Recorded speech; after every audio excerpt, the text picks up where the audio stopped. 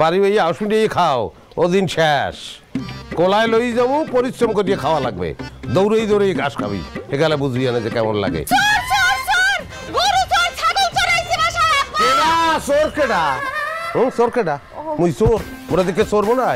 সৌদির তো নাইছি হেকালে না চলতে পারো নাই হ্যাঁ এখন তো কটা দিন গেছে এখন চলতে না পারার কারণটা কি আমি বুঝলাম না। না তুমি পিছন ঘুরে আসছিলা তো এর জন্য আমি চিনতে পারি নাই পিছন দেখছি। আমি তোমার স্বামী হাজবেন্ডের সামনের তুলছেন বা পিছন তুলছেন বা সাইডের তুলছেন বা যে কোনো অ্যাঙ্গেল থেকে চেনা দেবে। আমার চক্ষু বাইন্দেও কেউ যদি তোমার একটা চুল হাতে দিয়ে কয় যেটা কার চুল আমি তো বললে দেবো যেটা আকলিমের চুল এরই নাম প্রেম এটা থাকতে হয়। ওইসে তুমি গরু ছাগলের এনে কি করো?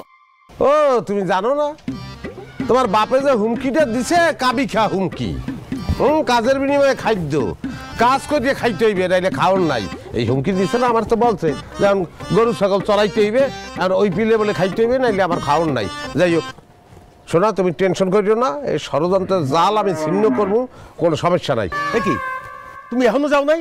গরুগুলো তো না খেয়ে মরে যাবে। কই মরে যাবে ওই দিকে খাইতে আছে। হ্যাঁ রাখ গরু চড়াইতে শিয়াল লাগে আব্বা এটা একটা ডিফারেন্ট সিস্টেম আমি করছি আপনি বলছেন আমার রাখাল হইতে আমি রাখাল হমু আর রাখাল হয়েছি কিন্তু মান সম্মান খই দিতেই এমন তো কোনো কথা নাই স্ট্যাটাস কোনোভাবে ডাউন করতে পারবো না আমি চেয়ারে বইয়ে গরুরে খাওয়ামু হ্যাঁ আর আমি লোকরা বক্কারিয়া দিকে সালাম দে সে আমার অ্যাসিস্ট্যান্ট তার রোজ হইলে 600 টাকা। গরু চড়া দৌড়াবার অ্যাসিস্ট্যান্ট? হ্যাঁ ঠিক আছে অসুবিধা নাই তুমি রোজ তারে 1 লাখ টাকা দাও কি 10 লাখ টাকা দাও আমার কিছু আসে যায় না কারণ আমি তোমারে 1 পয়সাও দিব না।